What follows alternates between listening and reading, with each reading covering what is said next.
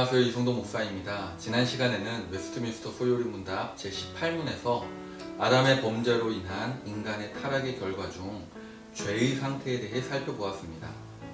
오늘은 타락의 결과 중 두 번째인 비참함의 상태에 대해 알아보고자 합니다.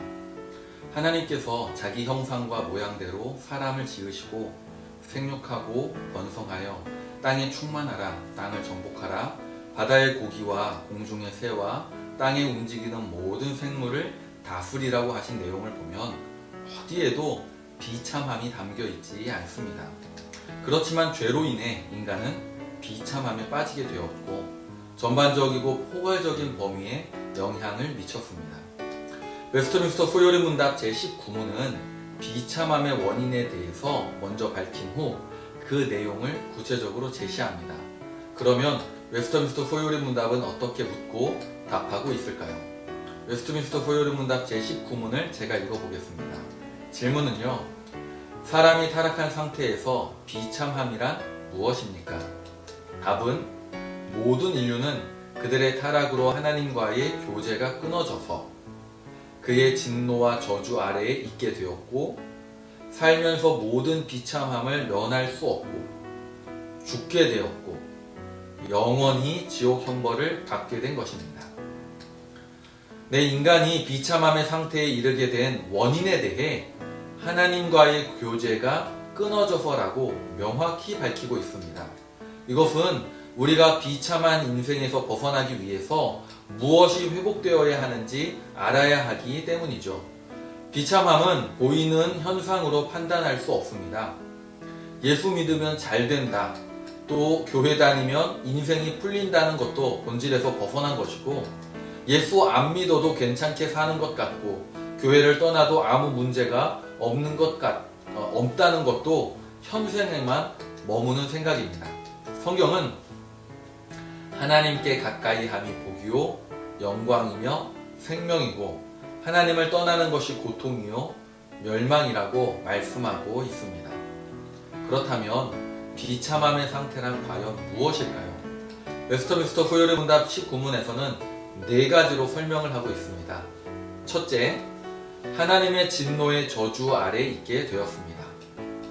하나님의 사랑을 한껏 받던 존재에서 하나님의 진노와 저주의 대상이 되었다는 것이죠. 얼마나 비참한가요? 그리고 하나님의 진노와 저주의 영향이 아담을 비롯한 모든 인류에게 여전히 미치고 있습니다. 둘째는 사는 동안 모든 비참함을 피할 수 없습니다. 인생의 비참함은 예외 없이 찾아오고 다양한 형태와 방식으로 우리가 사는 날 동안 끝없이 주어집니다. 현상적으로도 비참한 사람도 있지만 겉으로 보기에는 비참하지 않아 보여도 그 속 사정은 전혀 다를 수 있습니다. 셋째로 죽게 되었습니다. 지금은 인간이 죽는 것이 필연적이지만 처음에는 그렇지 않았습니다. 인간은 원래 영원한 생명을 소유한 존재로 창조되었습니다. 그렇기에 죽음 자체가 우리가 겪어야 하는 비참함의 한 형태이고 가장 비극적인 양상입니다. 넷째로 영원한 지옥의 형벌을 받게 되었습니다. 지옥이 어떤 모습인지 단테의 신곡이나 존 밀턴의 신라권 등에서 묘사를 하고 있고 성경에서도 부분적으로 증언하고 있습니다. 그러나 어떤 형태라는 것보다 하나님과의 교제가 영원히 단절된다는 것이 핵심입니다. 그리고 이 비참함의 상태가 영원의 범주에 있다는 것이죠. 인간은 비참한 상태를 원하지 않습니다. 비참한 삶을 누구도 원하지 않아요. 누구나 행복하기를 원합니다. 그래서 각자의 신념과 방법을 따라 찾고 노력하고 힘씁니다. 그렇지만 그 누구도 스스로 비참함의 상태에서 벗어날 수 없습니다. 그렇지만 하나님은 우리를 위해 길을 열어 놓으셨습니다. 하이델베르그 요리문답 제2문에서는 이렇게 말합니다.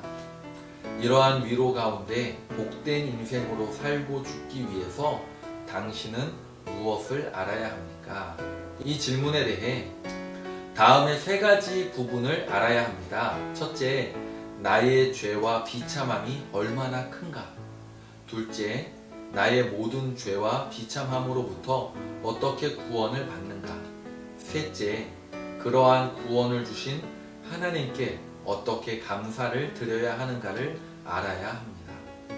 그럼 다음 시간 제 20문으로 뵙겠습니다.